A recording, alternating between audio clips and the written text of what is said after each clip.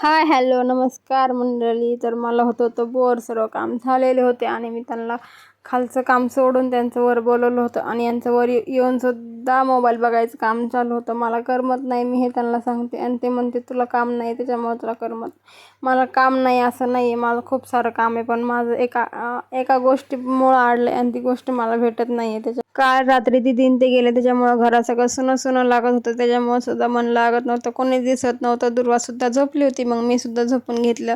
दुर्वा उठल्यावर मी आणि दुर्वा उठून घेतली. दुर्वा मस्तपैकी खेळत होती, मी सुद्धा रेडी झाले आणि दुर्वाचा खाऊ करायला लागले. दुर्वा मॅडम उठल्या आहे तर त्यांची पेट पूजा करावं लागणार आहे, त्याच्यामुळे मस्तपैकी असा मिठातला केला. आणि नंतर मला सुद्धा खूप भूक लागली होती. फ्रीजमध्ये पीठ होतं मेंदू वड्याचं, मग ते घेतले तळून काढायला. तळता हाताला सुद्धा पोळलं आणि एवढी भूक लागली होती की तळता खाण्याचं सुद्धा काम चालू झालं होतं. नंतर दुर्वाची आणि माझी पेटपूजा झाली आणि नंतर गेलो होतो आम्ही आईकडे. आई तर काही घरी नव्हती, मामा झोपलेला होता. मग दुर्वांचं काय मामाला उठवायचं काम चालू होतं. नंतर तिथून थोड्या वेळ बसलो आणि घरी निघून आलो. दुर्वाचं काय घरी आल्या रडायचं काम चालू होतं. आई डोळे पुसत होती आणि पप्पा तिच्यासाठी माऊ आणून देत होते, असं काहीतरी चालू होतं यांचं.